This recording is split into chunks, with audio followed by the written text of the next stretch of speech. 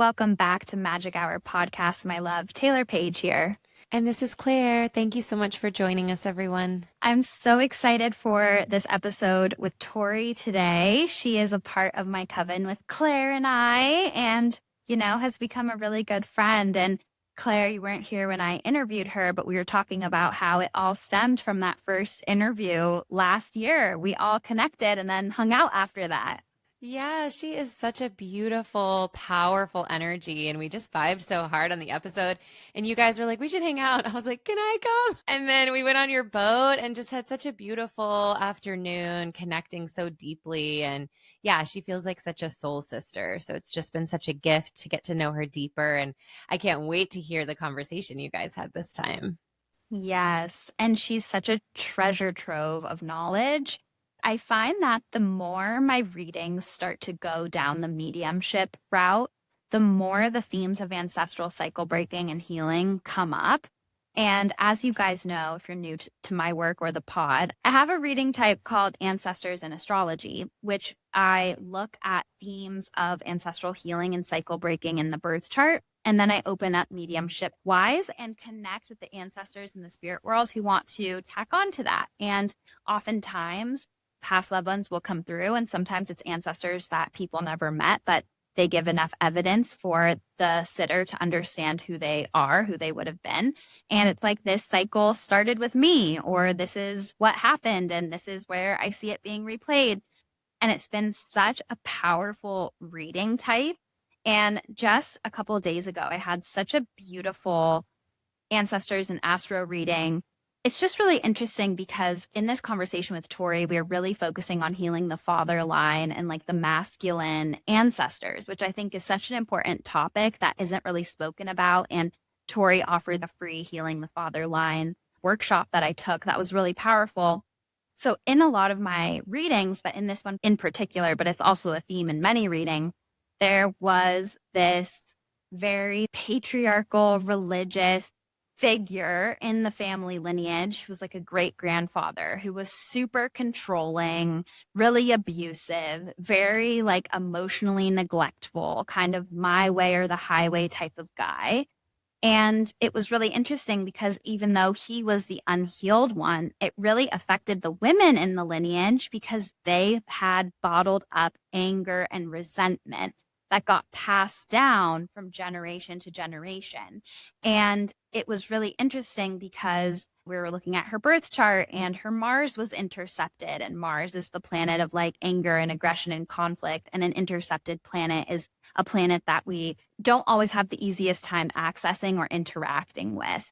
And so we had a lot of messages about karmic anger. And it was really interesting because that anger really manifested as really strong personality types in the family lineage, attracting people that they could boss around until the next generation witnessed that and recreated the pattern.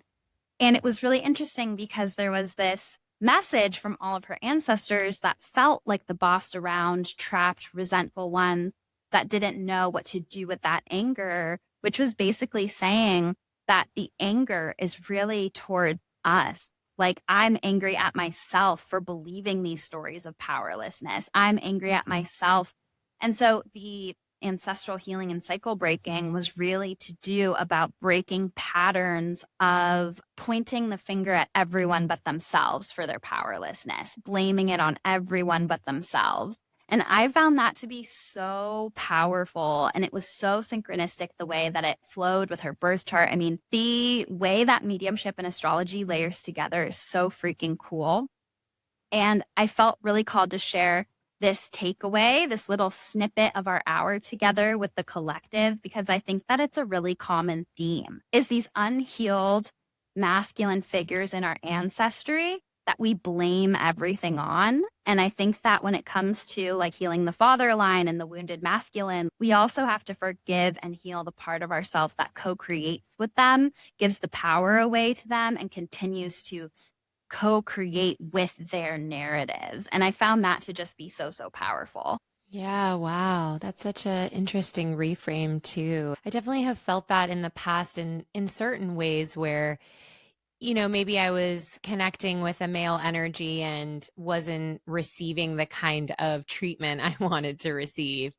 And obviously, I felt a lot of anger and frustration towards that person. But I think ultimately, the true pain was about my relationship to myself and my willingness to continue to show up for that relationship or to not stand up for my needs. Years ago, I realized that a lot of the times that I was being mistreated in public by stranger men, I was giggling and laughing it off. And of course, there's a whole reason why you do that for safety. And I'm not trying to dismiss that. And as women, we have to think about our safety. And sometimes that's the way to be safe. But I also just got real about what that was communicating to them and to me, and took more ownership about my piece in it of like, how can I be more in my power with this and say no to behaviors that aren't okay with me, even if it makes us uncomfortable. And I think there is like a deeper level of healing when we have our own back like that, even in the face of a challenging dynamic. Absolutely. When we take the power back with what's in our control, that is ancestral healing and cycle breaking in ways that our ancestors, and I see this all the time as a medium, so many like grandmothers and great great grandmothers who felt so silent and trapped and resentful. And it's not always the whole story. And in mediumship readings, our ancestors usually are very economical with the time because we don't always have a lot of time together, or they're competing with other really loud ancestors who want to talk as well. So they often highlight these themes to me in the context of ancestral healing and cycle breaking. But of course, there's so much more than their loneliness or their pain or their resentment. There's also so much beauty with these ancestors in the spirit world, but they're really highlighting what they want their person that I'm talking to look at and to heal and to fix in a way that they couldn't. And so it's just, I think when we live our life out loud, authentically, for ourselves in a way that makes our heart happy and honors our power. There's a line of grandmothers who are cheering us on behind our backs. It's like that message that your ancestors gave me, Claire, about how they were so proud of you. Like in that first reading that we did, weren't they talking about that? Like how strong you are and how there were women in your lineage who were also very strong, powerful women that were cheering you on for everything you were doing. I remember that. It was like a message of how proud they were that I was choosing to live a life like this and go after the things that I love. Yeah. So beautiful. And I just know that there are so many different unhealed ancestors in our lineage and stories in our lineage. But just a little reminder that my personal belief too is that it's all love on the other side. So I don't believe that an ancestor who is super abusive here would try to hurt us on the other side. I don't believe in that. I think that we go through a big wake up call when we leave our body and go back to the spirit world, and we see things from a new, connected, higher consciousness that we could while we were in the density of a physical body. And this topic with Torie today was just full of so many gems that I'm really excited to share with you guys. And I think that throughout the conversation, it's just really powerful to tune in with yourself and notice your own ancestral patterns and cycles and themes and what's been replicated from generation to generation. But I truly believe that if in each present moment to present moment, you choose love, truth, and power, you're doing all of the healing work. It doesn't even need to be too complicated. Absolutely. It reminds me a lot of the reading we had where my grandfather came through. And that was like when you were early on in your mediumship and just practicing. But I felt like his message was really that, where it was like the constraints of his life had caused him to be a version of himself that wasn't really who he wanted to be or was even conscious of being. And now that he is in the spirit realm, it's like he had this deeper understanding of who he was and how his behavior had impacted the people that he loved. And so he had just such a deep message about that. And also such a beautiful message of pride. You said that he was around and really proud of me. And I don't know, that was really cool to hear too, because you think of, oh, you're a strong, independent woman. And of course, your female ancestors are like, you go, girl. But it was cool to feel like my grandfather, who maybe in life would not have thought of himself as a feminist or would not have really thought about wanting women to be empowered, but now in this greater consciousness saw it for the joyful, amazing thing that it is. Yes. And I say this in the episode, but it just kind of hits on this message that came through to me, which is what our ancestors couldn't give us in life, they give us on the other side. So if he was more of like a misogynist or saw women as, inferior or whatever that was, then on the other side, he's going to give extra emphasis to supporting the women in his lineage. It's like there's always a flip side to the way that they decide to be of service because they couldn't while they were here because of their limited consciousness. And also, we have more tools than any previous generation in a lot of ways as well. So we're doing the work that wasn't even a twinkle in our ancestors' eyes who were just trying to have food on the table and survive. So I think that having grace with our ancestors, that's something Torie talks about in the episode as well, is like really powerful to remember because it's important not to judge our ancestors because we'll never understand what it was really like to live in their time and their circumstances. And everything with this work always comes back to what's in our control here and now instead of always looking to scapegoat our problems to other people or time periods or institutions. Like it's always about coming back to what's in our power here and now. Yeah, and like we often say, everything that's happening to us can be looked at as something for us instead of to us. It's happening for my greater growth. It's happening for me to step into the fullness of me so that I can show up in this world and help shepherd in a more loving, enlightened world. Like all of these challenges we face are also these beautiful opportunities, even our like ancestors or the family we're born into. Absolutely. And the universe teaches us through perfect reoccurring patterns until we get the lesson. And the more I sit with that, the more mind blowing it really is. So, without further ado, Torie Feldman is the founder of Sacred Ancestry, a global movement of people connecting to their ancestors and healing their lineages. With over a decade of experience in the arts of healing, facilitation, and priestesshood, Torie weaves together spirituality, shamanism, mysticism, mediumship, womb wisdom, and ongoing study of mystery schools and cultures all over the world. She specializes in the intersection of ancestral healing, feminine embodiment, and spirituality, helping women to connect to their ancestors, trust their magic, and embody their full spectrum spiritual gifts. Her degree in cultural anthropology, alongside her years spent working on cultural revitalization projects on a reservation, deeply informs her work, grounding the esoteric into practical wisdom and ancestral healing practices. Welcome, welcome, Torie.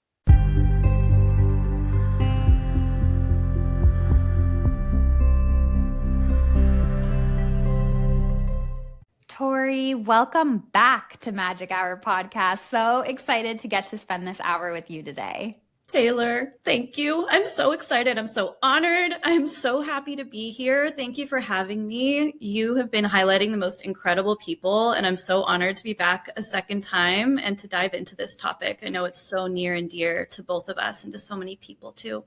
Yes. And for those of you that don't know, so Torie is Sacred Ancestry on Instagram. I followed her for so long. And then in season 1 of the podcast, I was just going for the people that I already followed and resonated with. And I was like, I have to connect with Torie and get her on the podcast. And she's episode 118 from season 1.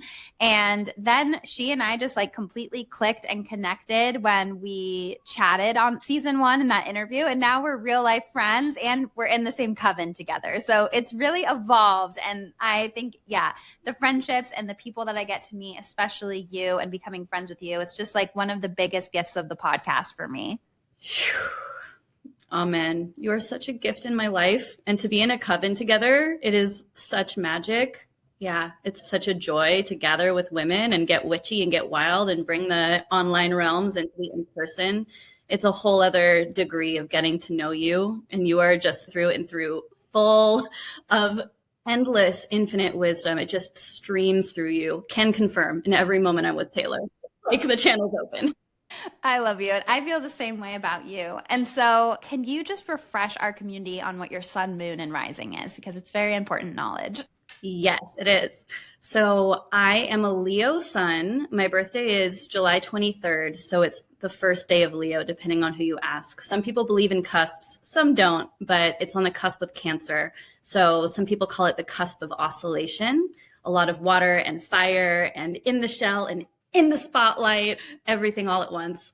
And that's my sun. And my moon is in Taurus and my rising is Capricorn.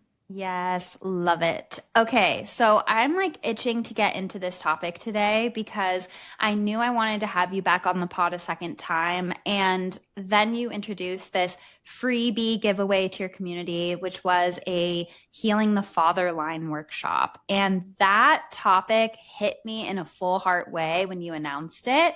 I think that we focus so much in the spiritual spaces on motherline stuff, which obviously makes sense because there's so much feminine energy and women that are engaging in this work. So it makes so much sense. But I feel like the father line, the masculine side of the healing is so prevalent. And I haven't really seen many resources on it or about it. And as soon as I saw that, again, it really resonated with me. And so I'm wondering if you can speak to the community about what fatherline healing is and also what sparked this feeling in you to offer it to your community. Thank you. Yeah, it's incredible because most of my work with sacred ancestry is focused on ancestral healing for women, womb healing, ancestral healing, going through the red thread from womb to womb to womb, and exploring the feminine mysteries. And so for me to hold this workshop, the Healing the Fatherline workshop, was a deep calling to support all of those people in my community with exploring the side of our lineages that we often are most afraid to face for whatever reason that is as women. And healing the motherline is extremely important. We know that as women, and it applies to everyone, no matter your gender, but for mostly women who I work with, when we go into the motherline healing, we feel comfortable. We feel like we're expanding in our feminine. And even when we face those feminine shadows, we feel this sense of being held by the mother. But when we go into fatherline healing, for so many of us, it can bring up some of the places within ourselves and within our lineages that have felt the most difficult to face. Growing up in a patriarchal culture, many of us growing up with some wounding around our fathers or our grandfathers, and so much more that the masculine has represented collectively on our planet. And so it can sometimes feel like you're facing up against thousands of years of unprocessed wounding that lives within the masculine. And for a lot of us, for a good reason, we first go to the mother and the mother line. And that is oftentimes our first introduction into ancestral healing. But when we go into the father line, it's like looking at that piece that actually brings balance to your healing path. Because it's like the two wings of a bird, to just focus on one wing, the feminine, the feminine, the feminine. Yes, we need the feminine alive and rising on our planet. But when we only focus on that, the bird can't fly in balance for ourselves, for our lineages, and on this entire planet. We need that balance of the healthy masculine and the healthy feminine. And so when we dive into healing the father line and healing the lineage that runs through our father and the many, many, many men before him, we are in essence beginning to do that deep work that's also helping to heal the collective imbalance between the masculine and the feminine too. So there's a lot of layers in that, but that's to me like the core of what that work is and why we can do it on our planet at this time and why it's so important. Yeah, that's so powerful. And it kind of brings me to this sentiment that I hear collectively of how the women are like working on themselves and having these amazing careers and doing all the things to better themselves. And then it's kind of like, where are the men?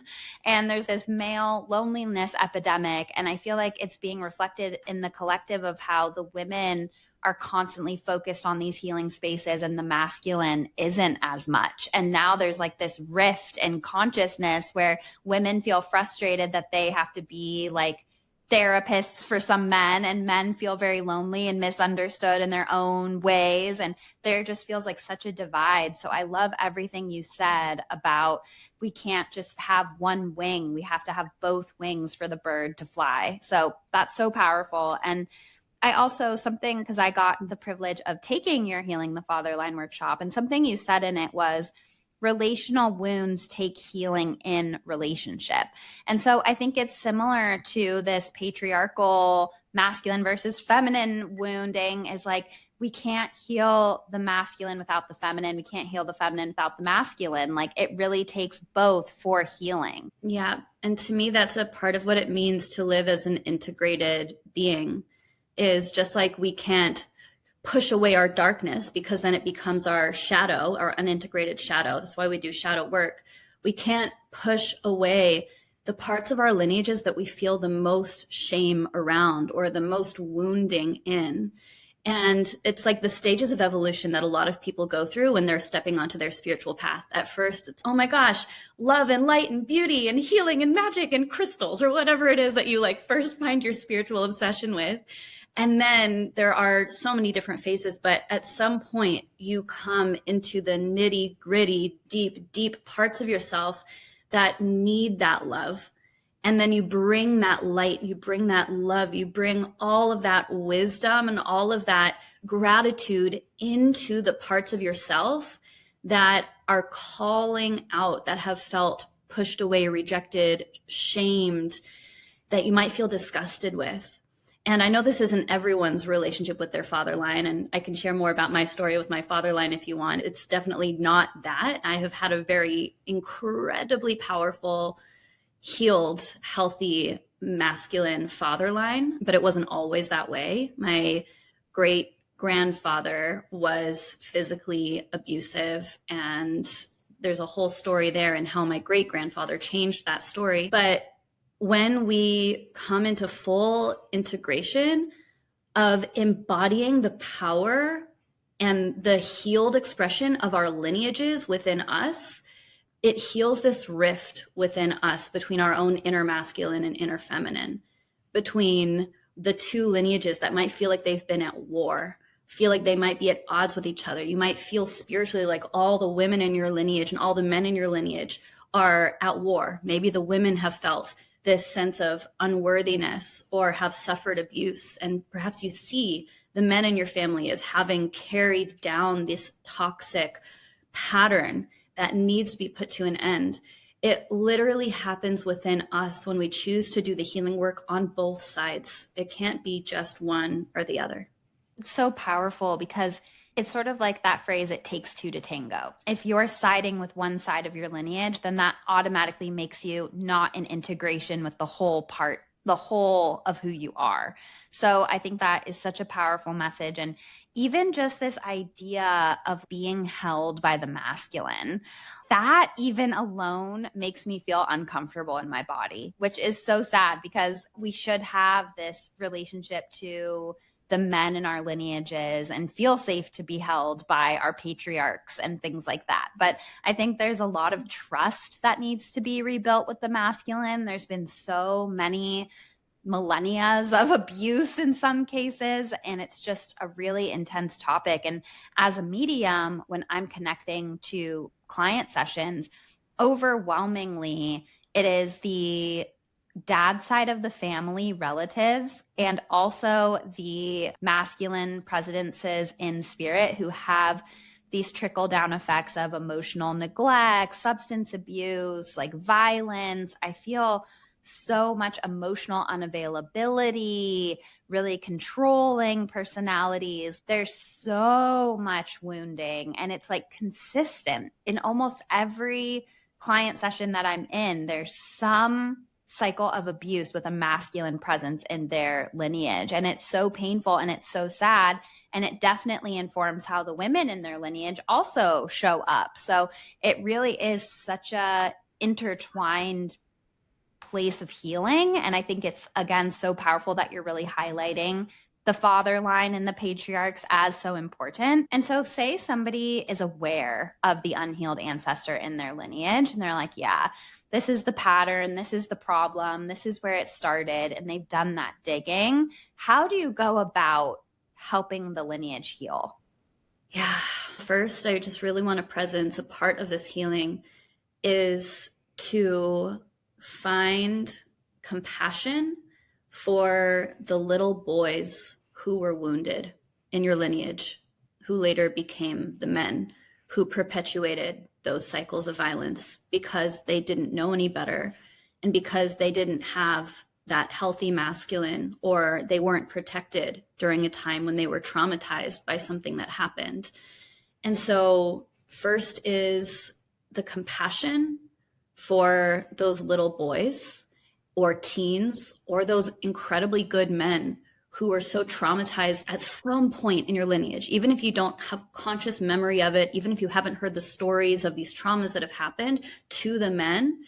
First, most important thing on your journey of healing is opening your heart to the possibility, and I would say the truth, that at some point down the line in your father line, there was a healthy masculine. There was a beautiful, protective, sacred masculine, and they were human, right? There are so many archetypes that we can connect to in the masculine that can bring us that sense of remembering what might have lived in our lineages. In all of our lineages, somewhere down the line, there were hunters who brought in the food. There were warriors who protected the village. There were deep spiritual men, sages, who knew the wisdom of the land, who knew how to talk to the trees and the rocks and the stones and the rivers and the weather and the spirits. There were ceremonialists, priests, shamans, medicine men, healers. The list goes on and on. And besides just those archetypes, which we can use to connect with those good men, there were just so many good-hearted men who wanted the best for their families. But at some point, that healthy masculine energy experienced a trauma. And it may have been a little boy whose father was killed in a war and his village was burned to the ground. And he barely was able to hide and survive and run away, but he was never able to heal that wound. It might have been a Viking who wasn't able to protect his family, and his woman was taken from him before his very eyes and abused and defiled, and he had to live with that guilt for the rest of his life. There are so many instances of what might have happened. And so the first step is opening your, I like to say, the eye of your heart to see beyond just the last few generations of the stories that you know in your lineage, to pierce through and say, ancestors, I remember you. Like way back when we held the wisdom, held the knowledge, held the healed masculine in his highest expression. I know that you are there somewhere down the line, and I'm opening up my heart to feel you and to remember and start to reweave that memory back here into the present. And the second part that I'll share in response to how can we start to heal this is understanding that inner child healing and ancestral healing go hand in hand. So your grandfather, let's say, when he was a boy, he received all of the teachings, whether they were positive or negative, from his parents, your great-grandparents. He received the imprinting about what masculinity was, what it means to be a man or be a boy, right? There's so many things that our just most immediate relatives have had to combat, like boys don't cry. And the worst diss that you could ever give a man is don't be a pussy, right? Don't be feminine.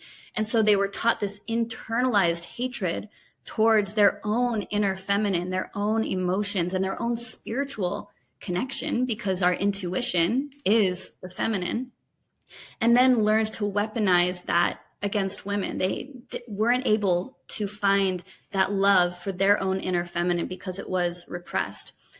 And so when we go into this layer of inner healing, inner child healing, and how it connects with ancestral healing, it's having compassion for the little boy that your grandfather was. And this is, I just want to share, is very difficult and it's a very sensitive topic for a lot of people.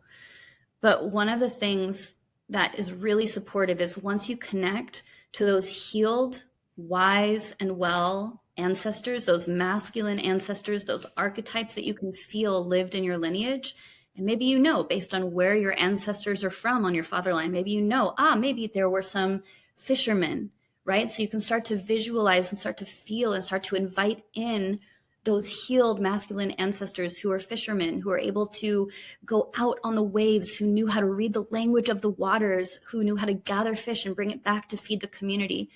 Once you've connected with those specific healed ancestors in your lineage somewhere down the line, you ask for them to surround you and support you as you bring that healed masculine essence and all of that compassion as you look your grandfather in the eyes when he was a baby. And so whether it's your father, whether it's your grandfather, someone in your lineage that has imprinted the masculine onto you, that may have been the one who gave you this father wound that you now carry, if you're able to literally imagine them as a newborn baby, and you can even hold them in your arms, look that baby in the eyes and see them in their innocence and realize and recognize that who they became, the cycles of trauma that they carried forward, was something that was passed down to them that's not the truth of their nature. They didn't have the healing that they needed either. And so today we're able to bring that healing because we have the resources and the consciousness to do it. That is just so powerful. And in your workshop, when you had us picture our masculine relatives as children and to give them love, that was something that I really resonated with and loved so much, because these cycles of pain are not the truth of who anyone is. It's the sickness of consciousness that's been programmed and passed down generationally. And I just want to share, I was in a really beautiful mediumship reading yesterday, and this woman had her dad left when she was young, and she didn't know any of his relatives. And of course, I didn't know this going in, but it's just what revealed through the evidence that came through. And I was saying, like, I have your dad's mom here, and she's saying she never got to have a relationship with you. And that there was this beautiful message that I feel called to share here too, because it can be very sensitive, because relationships don't end with physical death. We still have relationships with our ancestors on the other side. And sometimes they're not good relationships. Sometimes we're not ready to forgive them. Sometimes we find out something and we're actively still angry with them. Sometimes we're still processing things.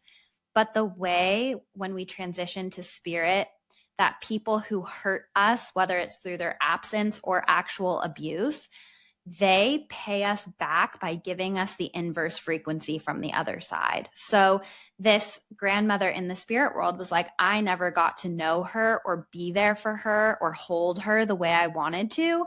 And that's what I'm doing for her now from the spirit world. And my client was so surprised by that, because she's like, I never got to know her. And her grandma was like, I know you, and I'm watching you, and I'm protecting you, and I'm holding you in a way I never got to physically. And then I had another reading where her father in the spirit world was basically saying there was a lot of really dark abuse that happened when he was here. I won't go into all of it.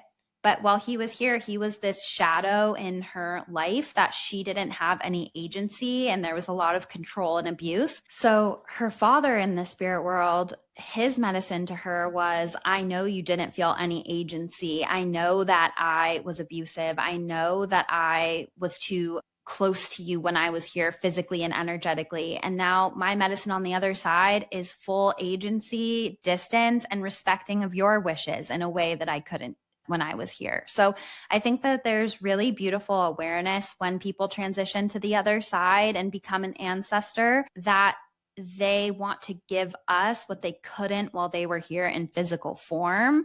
And I just find that to be so powerful. This is incredible. There's so much ancestral wisdom and theory that goes into so many things that support what you just said. One of the things that comes to me is, for those of us who it is not just a practice of opening the heart to compassion and seeing them as a child, but also reckoning with the very real things that these ancestors did. It is a process, and it actually isn't even 100% necessary, to connect with those ancestors who caused harm. So a lot of the time, I really focus on the healed, wise, and well ancestors and really connecting with the gifts and going back, and we heal a core wound that happened sometimes hundreds, sometimes thousands of years ago. Once again, if you don't have the conscious memory, the memory lives in your body, it lives in your cells, it lives in your nervous system, it lives in your lineage, it lives in the earth. So that's why we focus a lot on those healed ancestors. And there needs to be this integration of that healed ancestral energy and that wisdom that comes through the line, literally that travels generation to generation to generation. This is a part of the healing work that I do. It's called the sacred ancestry method. But that doesn't mean that you need to necessarily connect in spirit with any of those ancestors who really caused harm.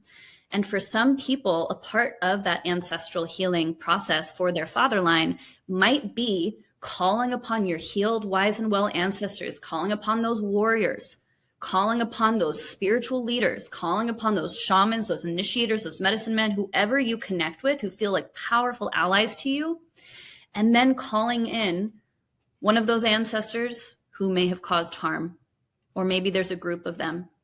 And with you and all your healed ancestors who represent the healed masculine force in this lineage, looking them in the eye and saying, I see you, and it ends here.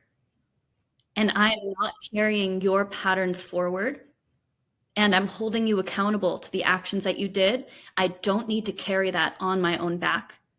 I'm putting down this weight at your feet. This is not mine to carry. And allowing for those ancestors to then take that in spirit and do what they will with it to transmute their own karma. And like you said, that can manifest in some of those ancestors choosing to right or come into right relationship with what they did by choosing to be the medicine, by choosing to do the inverse of what they did before. But for some of us, that can actually be a profound healing, is to set those boundaries with that ancestral energy. So there's like the love and compassion, and there's also the fierce sword, the energy of the warriors and the protectors who come through and who say, no more. I'm drawing a line here. And it's not done with hatred. It's done with absolute love for your entire lineage and understanding that everything that happened had to happen in the way that it happened to bring you here now. But that does not make it okay. And not everything needs to be forgiven. It's beautiful if you can come to a place of forgiveness, but it's not absolutely necessary for you to heal yourself or heal your lineage. Not everything is yours to 100% feel and transmute. It's actually a part of the family constellation, Bert Hellinger teachings, is that as the descendant or as the child, you don't need to take on what your parents or grandparents or any elders above you weren't able to process. That's a type of parentification, and that actually disrupts the order and the flow of the energy through the lineage. And so it's, yes, you are empowered. You are able to bring so much healing to your lineage, and also understanding when it's okay to set those boundaries and to choose to embody the change that you wish to see. Yes. And I feel like this is the curse of the empath or the healer or the conscious person within the lineage, is to feel responsible to fix everything. So I love what you just said, because then we become burnt out and we have autoimmune issues and we still aren't fixing anything. We're just burning ourselves out in the process of trying to heal our lineage. And it reminds me of this message I just shared on my Instagram, which is that healers, oracles, wise ones, it is not our job to heal our family. It is our job to heal ourselves within the framework of the family that we incarnated into, and to be the change for the family as an example. And it can be so difficult when we see the patterns so clearly of what needs to change, what isn't working.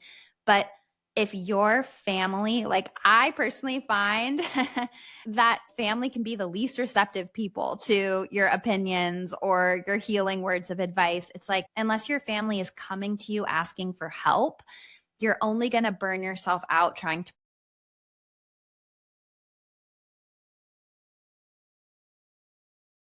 lead people to their lessons in their own time. And the only thing we can change is being the change that we want to see in the lineage. And It reminds me of something my therapist said to me last week, which was the universe teaches through repetition. Repetition of patterns is how the universe teaches. And so I also feel, and it's like uncanny when you're aware of family patterns and backgrounds and streams of consciousness that travel through generation to generation, the same pattern ends up repeating itself because it's the same consciousness in the same setting with the same triggers, and it just repeats. And so I feel like breaking a pattern, making a new healed powerful choice, and just doing that on our own for our own story is such a powerful way to heal the lineage too, through breaking the pattern of repetition. Yes, and it reminds me of the Pema Chodron quote, nothing ever goes away until it's taught us what we need to know. And so when that pattern keeps repeating through a lineage and repeating through a lineage, it's like an object put in motion will stay in motion, right? Until something chooses to stop it. But a part of stopping it is also looking at why that pattern was running through your lineage. What was the core wound behind it? And having that compassion, like I spoke to before, for the core wound that's beneath all of it. And then receiving and integrating the wisdom of what have you learned, right? Understanding that you are a soul who's been on a journey. Many of us who believe in reincarnation and that this isn't just our one and only life and then we're gone forever, right? When we see the journey of our soul from that perspective, our soul has incarnated into so many different lineages through time. And right now, your soul has been born into this lineage that you're in right now. And afterward, your soul will continue on a journey. And so there is a divine reason that you were born into this lineage. And I like to say that your soul not only came to bring your gifts, your healing, your power, your light, all that you are as a soul, all that you've experienced is like a fingerprint into your lineage, forever changing the DNA, forever changing the trajectory. But there's an exchange, meaning that your lineage also holding all of its gifts, all of its wounds, all of its wisdom, all that your lineage has gone through time, has also come to put that fingerprint of wisdom and impact on your soul as something that your soul gets to carry forward. And I truly believe that in the process of truly transmuting, healing, changing, and alchemizing these ancestral wounds into wisdom and reclaiming the gifts, that we get to see, wow, beneath this wound, there's something here that it came to teach me. There's something here that has been cycling through our lineage, repeating through our lineage, that no one has truly faced and seen at its core for what it's here to teach us. And when we receive that wisdom, then the wound becomes alchemized into a gift. And then we have that ancestral wisdom that we then get to pass forward through our lineage and to tell a new story. And so, yeah, I just love what you said about the repetition. Adding on to that is this is the power of ancestral wisdom and truly doing the work to change that repetitive pattern and what we get to pass forward from there. I love that so much. And so here's kind of a heavy hitter question that I feel is really important. So for the conscious mothers out there who are doing this work, and they can see the pattern so clearly of some of these ancestral wounds playing out in their son. And I know that there can be like instances, of course, with their daughters too. But since this podcast particularly is focused on the father line and they see that continuation in their son, what is in their power to do in that situation? Say that they're like a preteen or young teenager. Wow. First, I'll say I'm not a mother yet in this lifetime. So I'll offer my perspective based on what I've seen in clients and what I know, but it's not lived in this life yet. The first thing that I would say to do is to look at the masculine models that your son is exposed to in the world and what you teach them about masculinity, and I feel that depending on the age, oftentimes really young children, they have a deep connection to spirit. They have memory. They have ancestral memory. They have past life memory. They are tapped in and tuned in. And what you can do rather than trying to change or heal or fix whatever it is that you're seeing in your child, to open up and be really curious about their feelings and their stories and their fears. And all of that information that you get will point towards something in the lineage that you can then understand as a core wound. So, for instance, if your child is sharing with you that they're afraid that you're going to leave home and never come back, or something like that around the fear of abandonment, looking into where has this pattern lived in our lineage? Has there been a history of abandonment, of maybe boys losing their mother or their father leaving? And actually asking if you have contact with parents or relatives, or from what you know in your lineage, receiving any of those stories that are still consciously alive in your lineage. And also feeling back into, where do you relate to that? Or where is it in the father of this child? Perhaps it's your beloved, perhaps not. But really looking into that masculine lineage, the father line as well. Then once you have more of that information of what is the core wound, and what are some of the ways that it has manifested and woven through our lineages that have resulted in this beautiful, powerful being who's giving me this information, then you can take that core wound and do your own deep inner healing work with it. And what I really encourage clients to do, especially if I'm guiding them through the sacred ancestry method, is to create a very clear intention. An intention that's not just words, such as, I want to heal the core wound of abandonment in my lineage. That's powerful. But an intention that's also deeply felt in the heart. Like, where does it emotionally resonate with you? Where does it touch on like the deepest desires and prayers in your heart? Where does it touch on those deepest fears? And to bring that intention to life, feeling it like it's a beacon of light from your heart before you go into ancestral work. And so this would be before going into the sacred ancestry method, or if you have an ancestral altar, or you're doing an ancestral ceremony, or maybe it's a plant medicine ceremony, whatever it is, like really bringing that intention fully to life and going into it and doing your work. Something I have learned from one of my mentors, her name is Oshun Funke, and she comes from the Yoruba Ifa lineage of Africa. She said that we can't do ancestral healing for someone else's lineage unless we have a child with that person. And so even if the father of this child, or maybe it's your partner, is not interested or maybe doesn't believe in spiritual work or ancestral healing, you're still able to do that healing because you have this child that's the culmination of both of your bloodlines.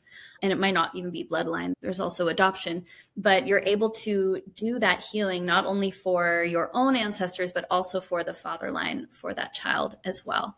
So lots more I could say, but those are some of the basics.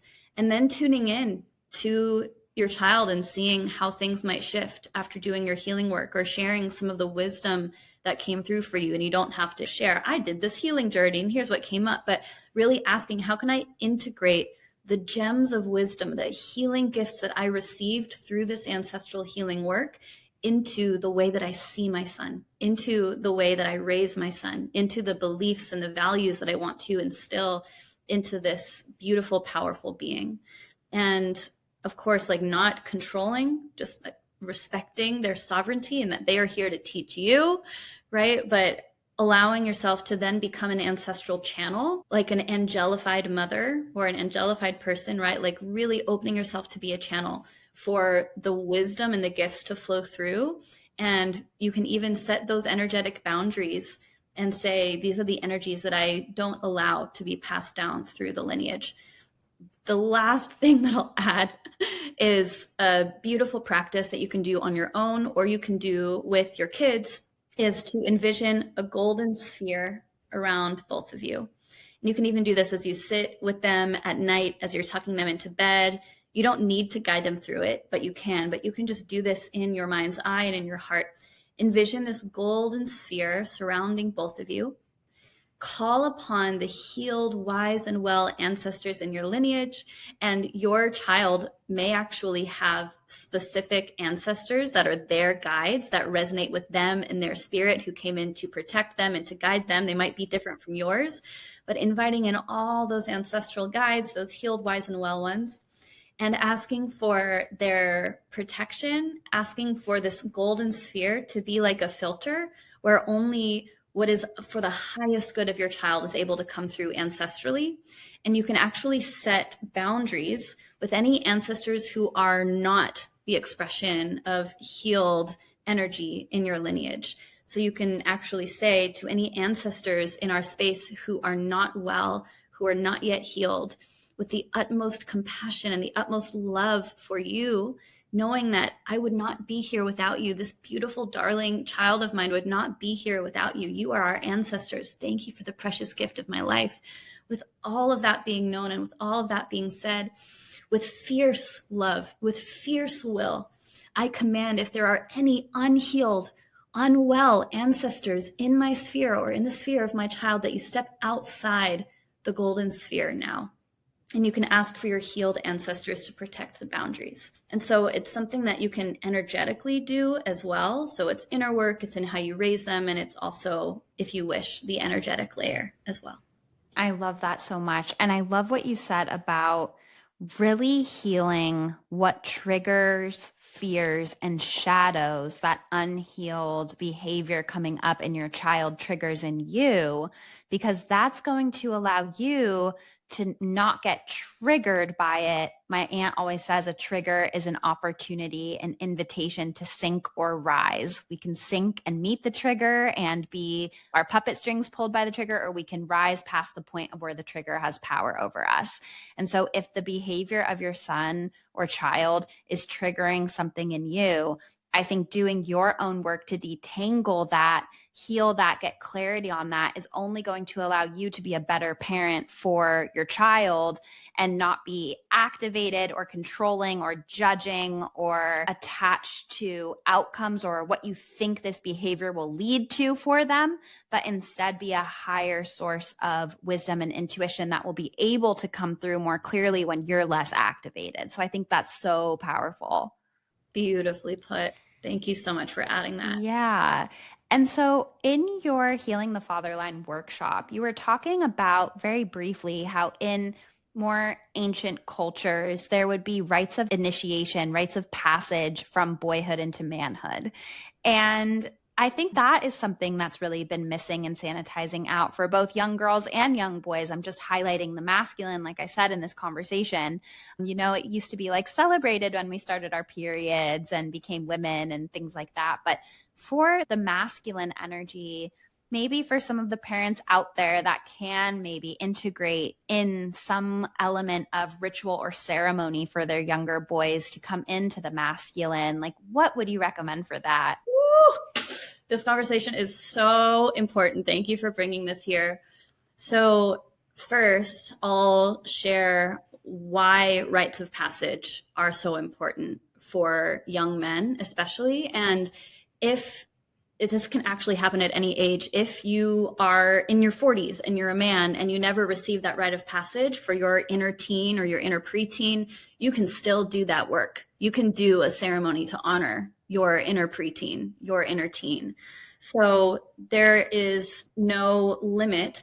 But what I will say that is so important is these rites of passage for young men to mark their transition from boyhood to manhood in their community is found in cultures and traditions all over the world.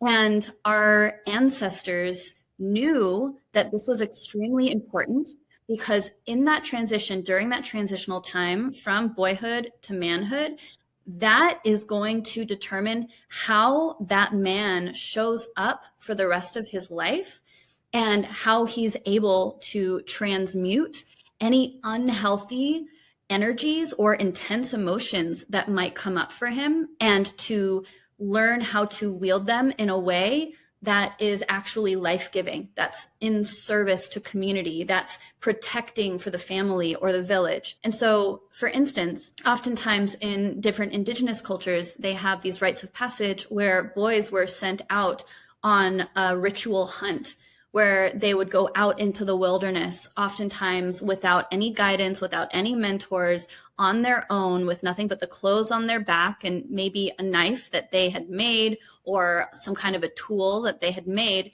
and go out into the elements and wouldn't return back to the village until they had found food. And there are vision quests that are often done in different traditions. There are traditions where in certain cultures, they're faced with extreme physical pain, whether it's their hands being put into gloves of bullet ants, or whether it's scarification of actually scarring the skin to mark their time, their rite of passage, where these boys are actually meant to go into something where they are transformed and they return and they are not the same. For example, the vision quest, where you're fasting, usually for 4 days, you're in a sacred place. Perhaps you're just in a little area on the top of a mountain where your community is praying for you down below, but you can't see them, you can't hear them. You are on your own in the wilderness, and you are fasting and you are praying for a vision. You're praying for connection to Creator. You're likely praying for a guide to come, for an animal teacher to come, for elemental powers to come. And you're coming back into the community with completely new vision. And oftentimes when these boys would return back to their community, they were given a different title or a different name, or they would wear something different to mark that they are no longer a boy, that now they are a man. And in a modern society, when this big transition isn't made, young boys have all of this energy, testosterone, they're going through puberty, they're trying to figure out who they are in the world, they're going through individualization from their family unit, trying to understand who they want to become. They're often going through times of rebellion because there's this natural energy building up inside of them that actually needs somewhere healthy to go, to channel into, so that they can come out the other side feeling more confident, feeling like they know themselves, feeling like they have a sense of direction or a sense of purpose or a role in their community. And for boys who don't go through this, it's not all the time, but very often, and we see this in our collective culture, when they don't go through that, they turn towards things that are actually destructive, whether it's addiction, whether it's to substances, to pornography, etc., whether it's gangs or some form of violence, whether it's acting out in graffitiing or disobeying their parents or putting themselves in danger. The list goes on and on and on. When that happens, rather than that energy being transmuted and alchemized and pointed in the direction of service, of purpose, of community, of family, of knowing who you are, of knowing your role, of feeling your connection to Creator and your people, it goes in the opposite direction, where it actually becomes a deep spiral down into very often a dark night of the soul, and creating habits or patterns, many of them ancestral, things that haven't been resolved in the lineage, that are not going to lead them in a healthy direction. And so this is an extremely powerful and important point for young boys to receive guidance, mentorship, and we can mark that with rituals. I actually have my dear cousin is right now out in the wilderness. He leads week-long trips for young boys as rites of passage, where they're going out in the wilderness and they're camping and they're learning all of these survival skills. And they hold ceremony, they hold circles each night, and there's an initiation at the end. And when those boys come back, they're changed. And so there's lots of modern ways to do this. It doesn't need to be a week in the wilderness. There's lots of ways to honor it.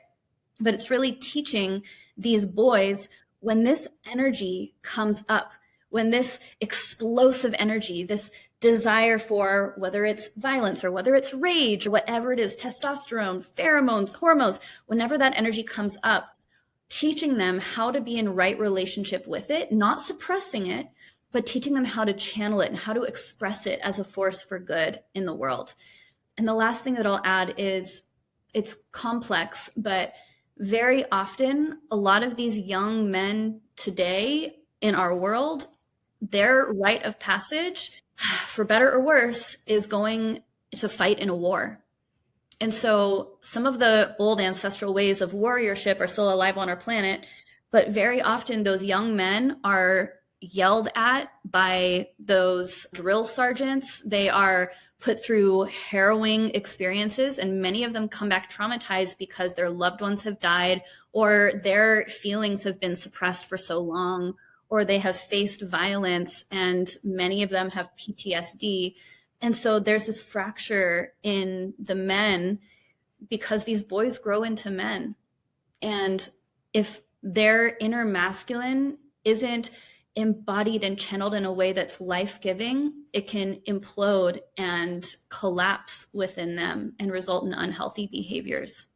That was a mic drop and a half. That was so powerful and so important. And it's something I truly never hear spoken about in these spaces. So it's just like giving me full body chills. And in my own family lineage, we've lost masculine energy to addiction. I have masculine ancestors who are different than the ones that we've lost to addiction, but also masculine ancestors who have been a long lineage of warriors on my mom's side who were very prominent bodyguards to leaders and political figures who were from a long line of warriors and violence. And it's just so interesting. But as you were describing all of that brimming energy that these boys and teens and young men have that don't have a place to direct it, that ancient cultures understood, we are showing you where to direct it and to step into bridging the spiritual connection with that energy. And I feel like for masculine energy, especially in a patriarchy, it's a very material paradigm. And I think that for women, it's almost more socially accepted to be quote unquote woo woo and to connect to our intuition. There are moon circles, there are crystals, there are tarot readings, there are all of these things that are more accessible to the feminine. And what I love about everything that you just shared is that it's introducing boys to their intuition in a language that makes sense to them, in a way that feels like a challenge and pushes them to the limits and requires them to be brave and strong. And so I think that is so beautiful. And I think sometimes, like as women, we can think of the divine masculine healed archetypes in this way that's like, I want to find a partner that embodies these. But I think that, just like you were saying before, teaching our young boys these divine masculine archetypes as they're growing up or when they're getting older as examples of who to become is so important, or else we'll be in a world where there aren't these partners that feel healed and safe for us to be embraced within masculine energy. And so I think like this idea of you teaching your young boys to be the defender, the valiant one, the shaman. It's like whatever those are, I don't know what the archetypes are, but I think that is such a powerful way to help expand their consciousness into who they want to be instead of letting that destructive energy build up and them be around other unhealed consciousnesses and bad influences. And there's so many temptations for who not to be in society. And I think masculine energy needs more awakening, initiation, and expansion around who to be archetypally in the way that we have the goddess and the queen and the mother. It's like, I think that for a lot of men, their wake up call is fatherhood as like initiation and rite of passage. But I think it's so powerful even from a younger age to give them those examples too. It's so true. And I believe this might be a controversial take, but I believe that there are so many good men, incredible men with integrity. There are so many all around us. There are so many in the world. And for some of us, we look at the state of our world and many women, because we are typically women do more inner healing work. We go to therapy more often. It's just a statistical fact. We tend to think, oh, where are all the good men? But I think it's really important that as we're wanting to pass on this healthy masculine down our lineages, that we within ourselves embody new beliefs about what exists around us and what we're willing to create around us. And so for some of us, for some of you, you might be in a space where you're like, actually, physically, factually, I don't see any good men. Where are they? It's hard to actually bridge that gap from I don't see them to they exist. One of the things that I'll share with anyone who might be feeling that way is that you have the power to see and evoke the sacred masculine in each man that you know. For some, it's easier. For some, it's more complicated. For some, it might never actually happen. But you get to embody that belief. And just like we spoke about earlier, seeing through the eye of the heart, see beneath the layers of each man that you meet to the part of them that just wants to be good and do good. Expanding your consciousness to see the healed masculine that is all around you, and allowing yourself to embody healed masculine, because we all have feminine and masculine, of course. And so in all the ways that the father wound may have impacted you, and all of the negative ancestral programming or beliefs, and even the societal programming and beliefs, there's so much programming around the masculine and the state of the masculine on our planet. And a lot of it is true, but we get to choose with our consciousness, with our will, and with our intention, what we embody and what we choose to feed. And also, of course, what we get to say no to, where we get to set boundaries. And even that no can be a gift to the masculine who is learning what is no longer acceptable in this world that we're creating. I'll add that there are so many ways to connect with the good, healthy, healed masculine on our planet, one of which is to connect to the power of the sun, which in cultures all over the world has been seen as a masculine force, or connecting to the power of an oak tree, connecting to the power of the fire. The fire is said to be grandfather. Tobacco, making offerings with tobacco, who's also considered a grandfather spirit. So there's lots of ways that we can connect, not only in the physical, in our relationships and within ourselves, but also in the realm of nature. And I actually did a 3-month masculine cleanse a few years ago. I won't go into the full process, but as a part of that process, my intention was to connect in with my inner masculine and to heal any negative codependencies that I had with men, so that I could feel like I was self-sourcing my own masculine power, and that I no longer needed the affirmation or the presence of the external masculine to affirm me or to help me feel safe. So it was self-sourcing inner safety and inner masculine. And as a part of that journey, what I did was I went outside every day and I connected with the sun. And I called upon my wise and well healed masculine ancestors to come and walk with me through my day, to show me the power of the healed and healthy masculine, and to awaken it within myself. There's so many layers to that, but that's what comes through when you talk about that healed masculine and how do we create that in our lives. It really is an inside job, and we can choose to see it all around us and invoke it and evoke it in anyone and anything that we meet. I could not agree with you more. And it's interesting because growing up, I've always been a tomboy and gravitated towards spaces that were mostly filled with men, which is really funny because I'm like elated to be in a field where it's like 99% women. But before this time period, I was a comedy writer. I played video games. I was a basketball player. Like I was just in these spaces that could be very tomboy.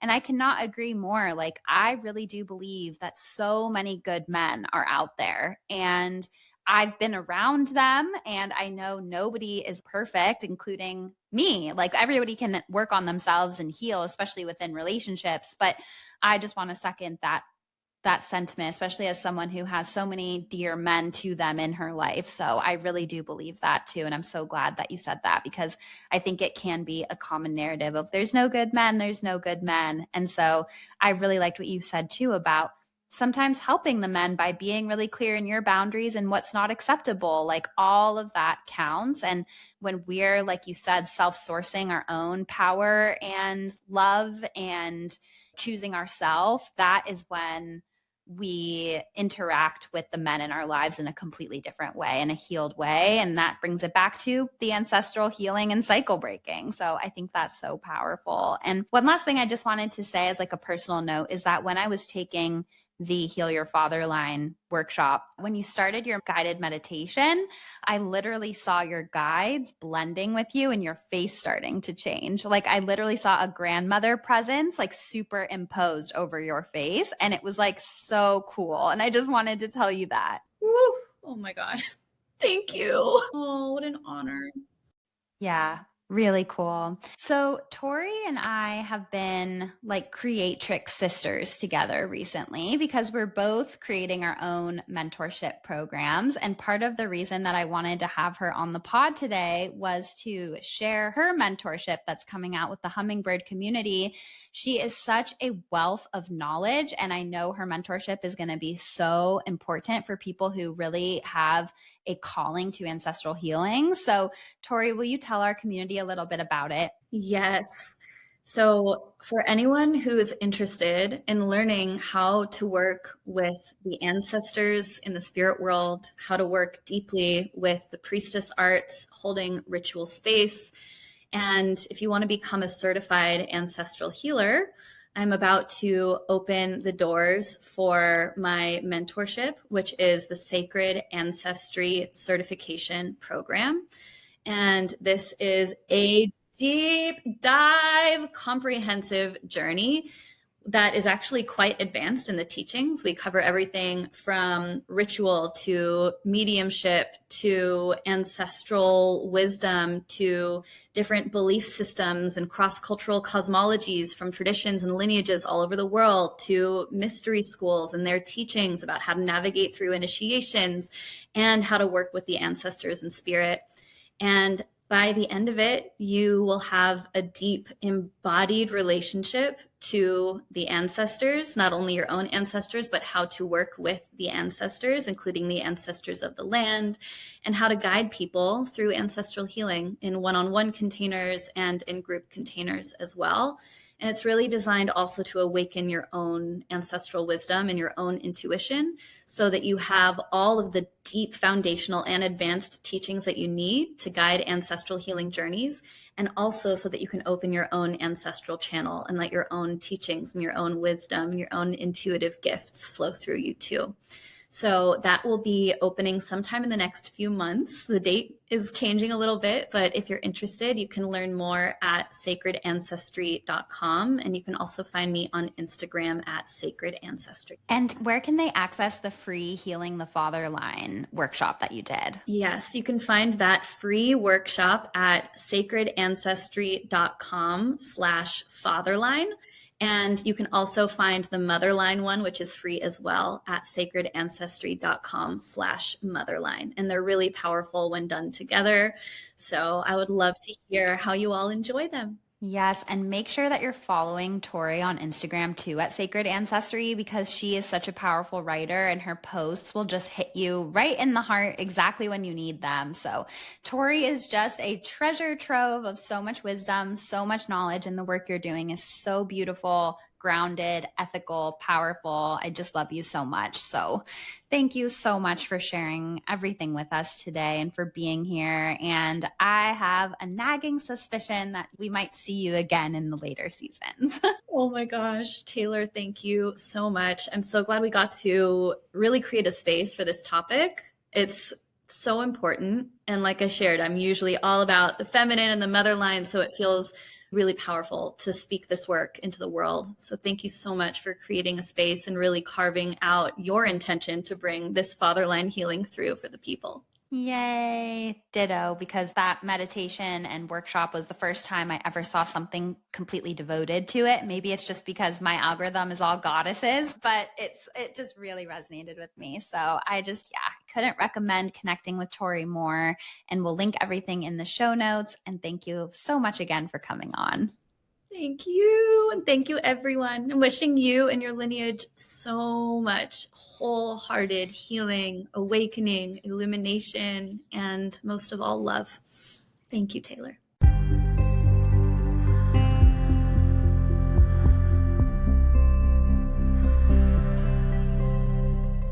Welcome back to Sitting with Spirit, my loves, the part of the podcast where I sit with our angels, our guides, our loved ones in the spirit world, and I give the messages for the collective. As always, take what resonates with you, leave the rest.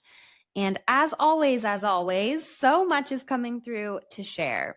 So I want to start with a download that has been coming through that is both personal for me and also part of the collective. And I think I might even expand it to be a solo episode because it is a theme that a lot of people ask about, and that is feeling stuck or blocked. And something that has been coming through to me. So, to rewind, the Capricorn full moon that we had this year was quite a doozy for me. It really brought up a lot of stuff. And I found myself in this kind of icky place that I was observing where I was just feeling a little dissatisfied and like I was expecting people to show up in a different way. I was expecting like the fruits of my labors to be different. I was just in this place where no matter how many blessings were right in front of me, I wasn't feeling the truth of that. I was in like a very triggered state. And granted, this time of year is a little tough for me because my mom passed in July and it was approaching that date at the time of this, and a lot of grief was coming up. So I was already just kind of in this super heightened, finicky emotional state. And so, as you do, I went to a yoga class because that really helps me so much. And I always leave yoga feeling so much more clear. And I just got this powerful download in yoga class that part of the energy that I was co creating with was an energy of entitlement, that I felt like life owed me something. And entitlement can be so sneaky because I think on the one hand, we really think about people, and of course, I have a lot of privilege. But when you think about entitlement, you can think of people who are like snobby at restaurants or in their Karen era. But entitlement can be a lot sneakier than that. And I think when I lost my mom in 2021, that taught me a big lesson in entitlement. I realized that on a subconscious level, I felt entitled to living a full life with my mom and for her to meet my kids one day, and all of these things that I felt entitled to without even realizing it. And when you feel entitled to something, you can take for granted that it is supposed to be yours. And so it was just dawning on me that this attitude of entitlement, like I feel entitled to life looking XYZ way. I feel entitled to people showing up for me the way that I feel like they should. It's like, I feel like entitlement is such a sneaky emotion that we see like the really exaggerated version of it. And we see these almost caricature versions of entitlement that are way blown up. But I think that there are ways that we are zapped out of gratitude and growth from sneaky subconscious things that we feel entitled to, whether it's a societal expectation and we feel entitled because of societal programming, media narratives, comparison to other people's experiences. And so as I sat with this idea of entitlement, I realized how far I strayed from gratitude in that time and how it wasn't changing anything to be in this entitlement story. It was only hurting my feelings, keeping me feeling bitter and resentment, and keeping me stuck. And so this bigger area of feeling blocked and stuck, I was sitting with that. And I got this really important download, basically, that entitlement is a dead end frequency. And there are certain dead end frequencies that we can stay in, and they're called dead end frequencies because they keep us in places that feel stuck and blocked. They take away our agency, our momentum, our soul growth, and keep us co-creating with whatever lack, scarcity, or wounded consciousness that we're currently in. And so I really had to sit with that for a moment. Are you in a generative, growing, healing, transmuting, alchemizing frequency, or are you in a dead end frequency? And so I think I'm going to do a whole solo episode on dead end frequencies, moving through ruts and blocks and everything that's coming through to me to share about this, because I think a lot of people, there are feelings coming up that collectively we might be feeling a little like the brakes are pumped, or our manifestations feel blocked, or we're not trusting the timing. So I know that this is coming up for a perfect divine reason. But entitlement really blocks abundance because we feel like we're owed something, and life really owes us nothing. And it keeps us in this place of what we feel entitled to, but that's not in our power.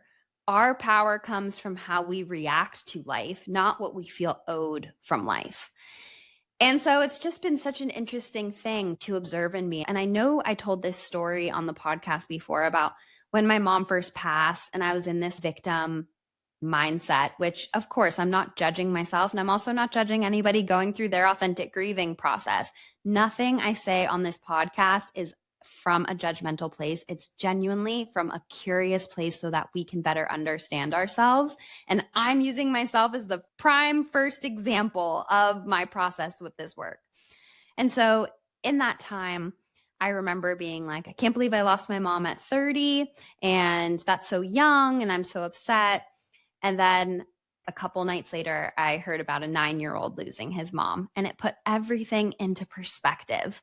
I got to be with my mom as an adult. She got to be my best friend and my soulmate for 30 whole years. It took me out of the gratitude of every miracle that was the amazing time I had with my mom. And it kept me in this entitled place of what I felt owed by life. And I think that that is blocking our soul growth. And we stay in the frequency of the problem and the lack instead of the solution and the opportunity for growth and what is in our power. And so to give you a couple more examples of dead end frequencies: entitlement, victimhood / self-pity, self-absorption and selfishness, closed-mindedness, resentment, control, avoidance. Another bridge frequency can be consistently sort of fantasizing and staying out of reality, which is a bit like disassociation. And so these dead end frequencies exist for a reason. It's our ego trying to protect us and get our needs met. It's not some horrible, shameful thing to be feeling these dead end frequencies, but we don't want to get trapped in dead end frequencies. And then all of a sudden, we start to believe the narrative that we're not supported. We start to blame everyone except ourselves. We start to blame life. We start to blame and cast our vision at every single thing except us. And so listen to these dead end frequencies, get the message from them, but don't co-create with them past their expiration date. And they can be very sneaky. And so I know that the theme of this episode also is so heavily connected to ancestral healing and cycle breaking. And I think for many of our lineages, when we see generations where somebody's family has like a crazy achievement and then the next generation is stunted, there's that entitlement dead end frequency in the lineage. And so there can be these dead end frequencies that keep us from spiritually evolving and growing generationally and ancestrally as well. And I think dead end frequencies can also be a protector. Like a lot of people lean on selfishness or avoidance or fantasy or victim mentality because it's too painful to go deeper, and the soul growth that requires is too uncomfortable or has never been modeled or taught. And so I think it's also really powerful if you notice a pattern of a dead end frequency in your lineage to make a new choice. And so I feel really called. I have pages and pages of notes about what's been coming through to me about this, and it feels very, very relevant for the collective. So I just wanted to give a little bit of information about that here. I think I'm going to do a solo episode on this in September. And if you guys are interested in this and if you're resonating with this topic, feel free to email me at contact@magichourpod.com. You're actually emailing Melanie, but she will put it in our archive. And please let us know. Are you feeling blocked? Are you feeling stuck? Do you notice one of these dead end frequencies in your lineage? How are you making a new choice? What are some of your questions around feeling stuck or stagnant or blocked or not trusting the timing of things? because this is such a big topic and it comes up in my readings all the time. And I definitely want to go deeper into everything that I've been getting downloaded about this and that I'm working with personally, as well as observations that I've seen in my readings, and also a witchcraft element of spell work and guided visualizations to maybe move the energy forward. So I'm excited to do a deep dive on this topic. And it was so profound to me. It shifted everything when I realized I was in entitlement and not gratitude. And it's easy for anybody to let shame come up, like, oh, I'm entitled. That's so shameful to be that thing. But again, don't judge yourself. Just observe what's coming up, because we are not our emotions, we are not our feelings, and we are not our thoughts. We are the force that's observing and learning and growing along the way. And I just feel called to say too, and I know I've said this before, but you're not behind, you're perfectly on time. And I also want to say, in times of such layered, chaotic energy, we can only control our own healing. We can only control our own healing, and we can't learn the lesson for anyone else. And so I think that these dead end frequencies can also really get tied up with expecting change or different circumstances, or overemphasizing what other people are doing. And I think coming back to empowerment and taking the reins back and doing the healing work that is in our power is so important. And it's almost ironic because the name dead end frequencies require to move past it, letting things die away as well. And I think over holding on, over staying in scarcity, over trying to control things ends up being a dead end frequency too. Going into the energy for the week, I know it's just been a layered energetic time for the collective. A lot of people are going through a lot of intense things. I feel like a broken record in sitting with spirit, because almost every week it's like heaviness on the crown chakra, overthinking, needing to take care of yourself, layers to the energy. And I think that it's just a time where we are so being stretched right now and transformed right now. And I saw this symbol of holding the world on our shoulders. And I felt the need to say, sometimes people's lessons are beyond our control. And when the world is extra intense, and when the collective energy is extra heightened, and we've been in these times really since 2020, but also 2025 and 2026 are just very heightened astrological times, and we can see that on the collective, and of course that translates to the individual. And so we have to do the best with what is in our control in these times, and not let our energy drain out with what is not in our control. And we can't burn out over what is in our control. I also want to rewind, because the spirit person that came through for the mediumship section gave me a really beautiful visual about how he played into the dead end frequencies. And his dead end frequency was avoidance of truth. And so he showed me this like wilted flower, and I got the message. And I'll get to this mediumship connection, but I want to first share something that he gave to me before I move on from the dead end frequencies too far. And he said, consciousness cannot bloom in polluted soil. Consciousness cannot bloom in polluted soil. And these dead end frequencies that I'm talking about pollute the soil of our mind until we're only looking for the rot and what's wrong, and where we're bitter and resentful and not enough and frustrated, and consciousness cannot bloom there. And I saw this really beautiful sunflower, and I know we're in Leo season. Sunflower always grows to the sun. It always grows towards the light. It's so strong and resilient no matter the conditions of the soil it's planted in. And so when we can clean up the soil of our mind and shift our frequencies, our consciousness can bloom into creative new solutions, new ways of seeing things, being more authentic, finding new pathways forward. And it alleviates that stuckness and that feeling like the world is getting smaller and smaller and smaller. And so I thought that was such a beautiful message. So continuing with the angel messages for the week, I also saw dragonfly as an animal guide this week, and dragonfly is a very protective energy. Dragonfly is very much about protection on an energetic level. And a lot of cultures and different belief systems think that dragonflies travel between realms and worlds. And so there is this feeling of like in this moment where the energy feels very transient and we feel very much in these in between sort of places of expansion and constriction and layered energy. It's like dragonfly comes as this guide, as a reminder of magic, a reminder of our power and our boundaries, and a reminder to be mindful of what we need and our energy needs, mind, body, soul. Again, it's a very protective animal guide and a very magical animal guide.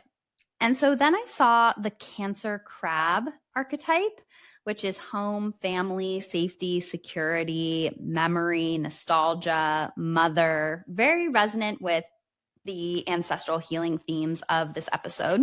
And I saw some shadows around those themes. And I felt like this was a moment for deeper diving into these things, daring to be more vulnerable, looking at some of the shadows that are coming up around those themes. It just feels like there's some really fertile ground for deeper excavation and maybe thinking about what I was talking about with blocks and stagnancy and how that relates to your lineage, how that maybe relates to any of these themes within the Cancer archetype, and also maybe how you watched your mom's soul growth journey. And were there any dead end frequencies that she leaned into that blocked her from growing and evolving and allowing her consciousness to bloom? The next message that I got is that we are in this moment where we are breaking out of our role, where we are breaking out of the role of who we assign ourselves to be in this world. Like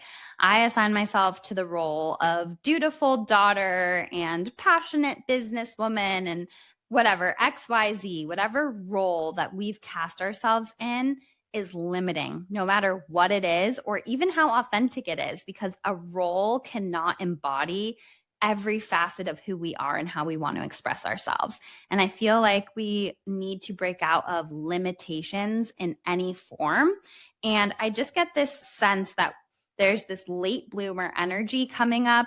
There's this like transforming into our most beautiful version of self. Yet there's this letting ourselves be a little bit wild and feral, if you will, and heart-led and passionate and intense. And I just feel like that's part of letting go of the role that we've always cast ourselves in and sort of letting go of who we've always told ourselves we are so that the truth of who we are can come out. And Leo season is ruled by the sun, which is all about our ego, our identity, and our stories of self.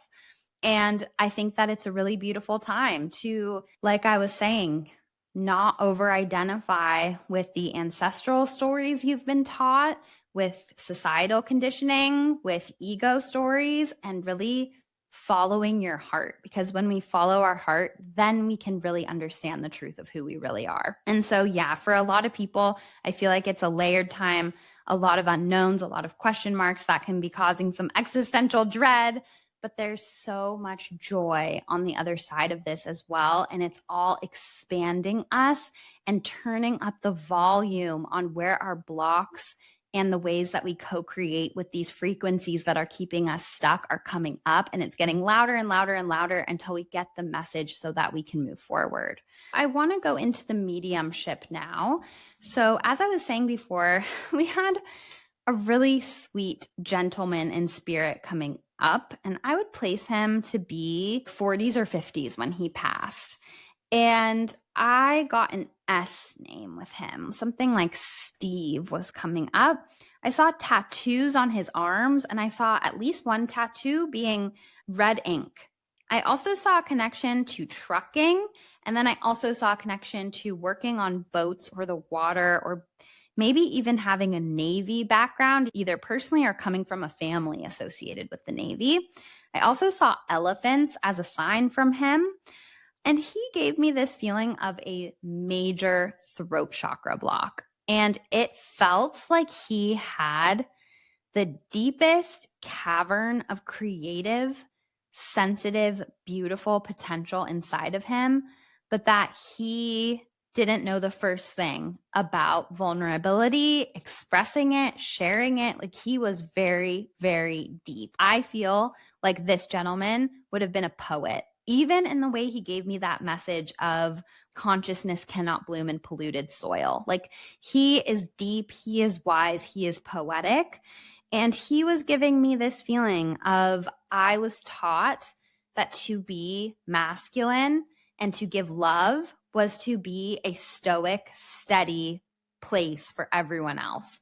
He felt like he could not burden anyone with his feelings, his deeper emotions, his grief, and what he struggled with.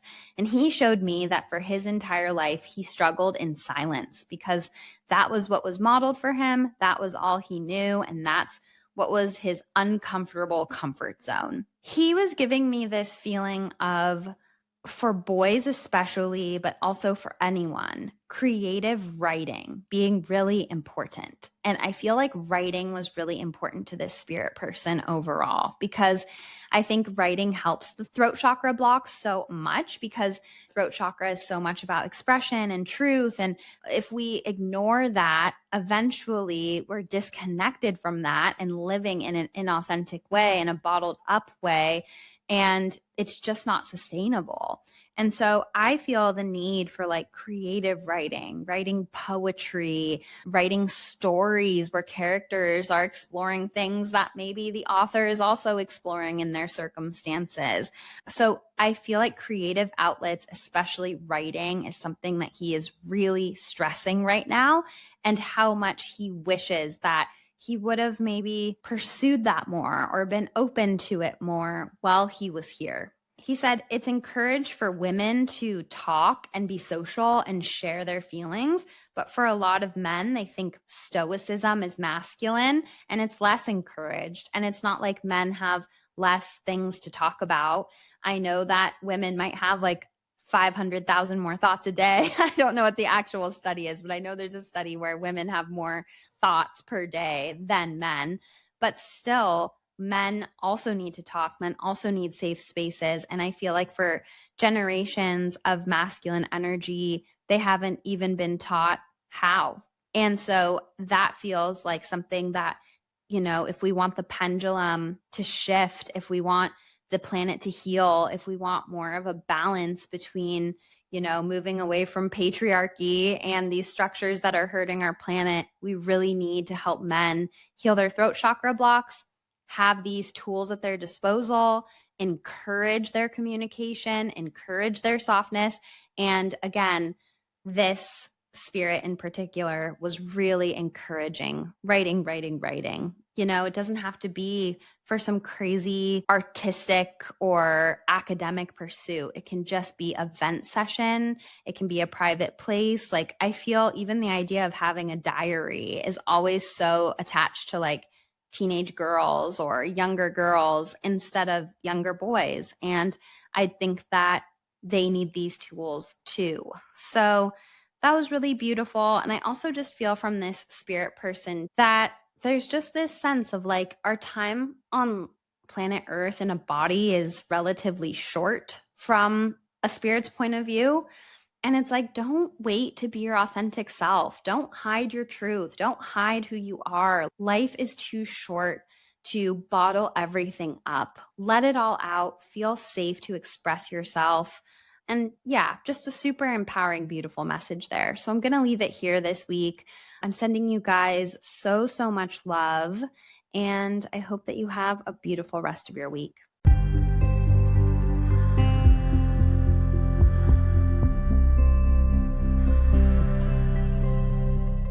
For more information on Taylor and her work, go to angelsandamethyst.com or connect with her on Instagram at angels_and_amethyst. She is the one verified account with this name and will never DM you for a reading. If you have any questions about intuition, spirituality, angels, or anything and everything magical, please email contact@magichourpod.com. We will answer listener questions once a month in our solo episodes. Are you an aligned business owner that would like to advertise to our beautiful hummingbird community? please email contact@magichourpod.com. Make sure you're subscribing to Magic Hour so you never miss the magic. And don't forget to leave us 5 sparkling star reviews. They help more magical people find the pod.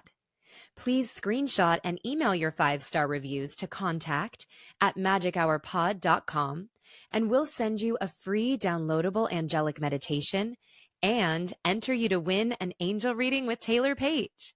If you review on Spotify and Apple Podcasts, we'll add your name twice. And if you share the podcast on your Instagram story and tag us, we'll add your name a 3rd time. The next giveaway will happen when we hit 222 5-star reviews on Apple Podcasts and Spotify. Thank you for listening to Magic Hour with Taylor Page. Remember, you are magic.